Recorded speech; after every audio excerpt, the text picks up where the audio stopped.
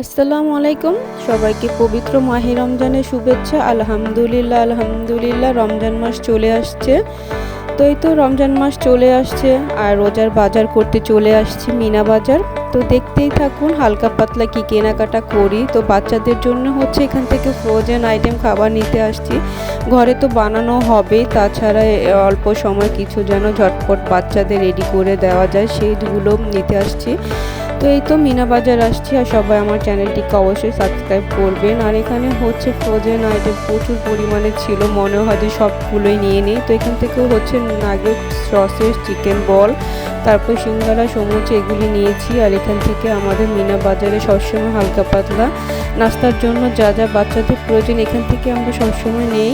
তো এখান থেকে হচ্ছে পাস্তাটা নিয়েছিলাম, তারপর সস নিয়েছিলাম আর ফ্রোজেন আইটেম খাবার নিয়েছিলাম। আর বাকি অনেক কিছু বাহির থেকে কেনাকাটা করেছি, যেহেতু আমাদের বাচ্চার পছন্দ 30টা রোজা রাখবে আমার বড় ছেলে। আলহামদুলিল্লাহ ওর পছন্দেরই কিছু খাবার নিতে এসেছে এখানে। আর ও এর আগের বারও আলহামদুলিল্লাহ রোজা রেখেছি 30টা, ইনশাল্লাহ এবারও রাখবে। তার ওর আবদার রাখার জন্য ওর বাবা এখানে কিছু কেনাকাটা করতে আসছে। ঘরে তো বানানো হবেই, তাছাড়া বাচ্চাদের আবদারের একটু খেয়াল রাখতে হয়, যেহেতু ওরা বড় হচ্ছে, এখন ওরা রোজা রাখবে, ওদেরকে শেখাতে হবে। আলহামদুলিল্লাহ এই মাসটা জন্য সবাই আমরা ওয়েট করি কবে রমজান মাস চলে আসছে। তো সবাই যেন ভালো থাকে, সুস্থ থাকে। আলহামদুলিল্লাহ আমরা যেন আল্লাহর পথে সৎভাবে চলতে পারি।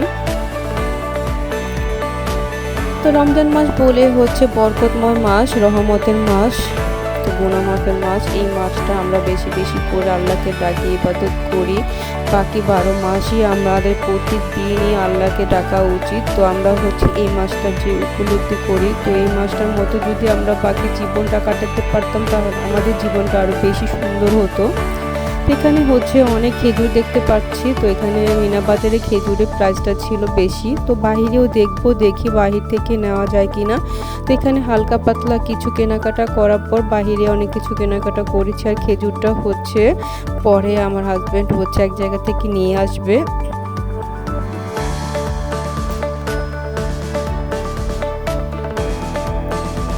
খেজুরগুলি দেখে আসলে খুবই লোভনীয়। আলহামদুলিল্লাহ আমাদের নবীজির প্রিয় খাবার ছিল খেজুর। এখানে হচ্ছে আমরা সস নিয়েছি।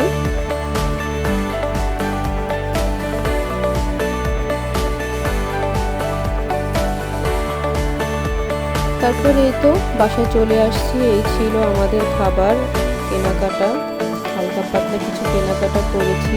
তারপর এখানে এসে হচ্ছে আমি বুট সিদ্ধ করে ডাল ভিজিয়ে রেখেছিলাম সকালবেলা, সব ফ্রোজেন করে রেখে দিয়েছি। যেহেতু রোজার দিনে কাজটা করলে আমাদের খুবই টায়ার্ড লাগবে, এর জন্য আগের দিনই সব আমি রেডি করে রেখে দিলাম, যেহেতু আমাদের সময়টা বেঁচে যায়।